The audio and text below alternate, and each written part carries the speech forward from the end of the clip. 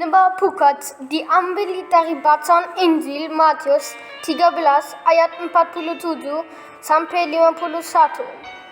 Kelompok 1. Demikianlah pula hal kerajaan surga itu seumpamaan pukat yang dilabuhkan di laut, lalu mengumpulkan berbagai-bagai jenis ikan. Apa yang dilambangkan oleh pukat? Lalu, apa arti pukat itu sendiri? Yesus menggunakan ungkapan pukat yang dilabuhkan di laut dalam ayat 47. Firman Allah digambarkan sebagai pukat yang menarik orang-orang ke dalamnya. Melabuhkan pukat berarti mengabarkan firman Allah, dan firman Allah itulah yang menarik kita ke dalam kerajaan Allah.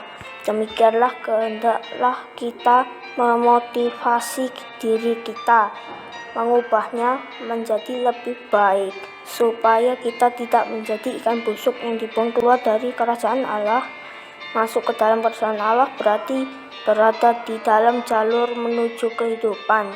Kita mewujudkan pemerintahan Allah di dalam hidup kita dengan menjadikan Allah sebagai raja atas hidup kita, karena hanya itu jalan untuk memperoleh hidup kekal. Ini adalah hal yang diajarkan oleh Yesus. Serahkanlah hidupmu kepada Tuhan, diisi oleh kebenaran, damai sejahtera, sukacita, kasih, saling pengertian, dan kekudusan. Semua hal itu dapat ditemukan di dalam kerajaan Allah. Memahami arti ikan yang tidak baik. Untuk menggunakan pukat diperlukan kerjasama. Sementara beberapa orang mendayung, yang lain menghalau jala atau menarik jala, dan yang lainnya lagi memukul air supaya ikannya masuk ke jala. Nelayan yang berpengalaman akan mencoba menemukan tempat yang banyak ikannya sebelum menebarkan jala. Dan sekali jala ditebarkan, nelayan tersebut akan menarik semua ikan yang masuk ke dalam jala. Di ayat 48 yang tidak baik. Kata tidak baik yang digunakan di perumpamaan ini selalu mengandung makna kebusukan atau kerusakan. Sesuatu yang pada awalnya baik namun mengalami kerusakan selama penjaringan berlangsung.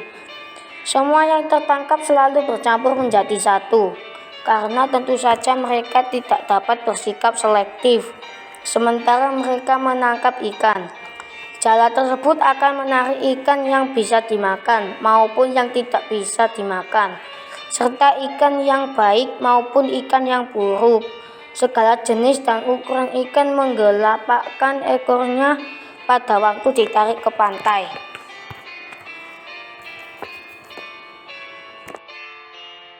Penjelasan.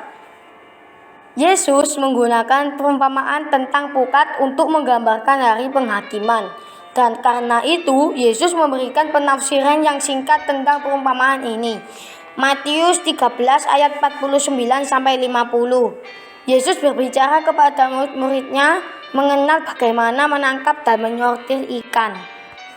Yesus menggunakan bahasa simbolis dan memesan perumpamaan ini kepada nasib manusia secara rohani, surga atau neraka. Nasib manusia adalah ke surga, di mana orang-orang benar akan bersinar seperti matahari, atau neraka di mana terdapat ratapan dan keretakan gigi. Jala menjaring semua ikan, dan nelayan tidak menyeleksi ikan yang mudah sementara menarik ikan-ikan ke dalam jala. Jadi, pengikut-pengikut Yesus yang ditunjuk sebagai penjala manusia tidak dapat memilih kapan dan kepada siapa mereka memberitakan Injil. Istilah jahat meliput banyak hal. Istilah ini menunjukkan kepada mereka yang di luarnya setia kepada gereja, tetapi di dalamnya tidak mempunyai hubungan dengan gereja yang benar.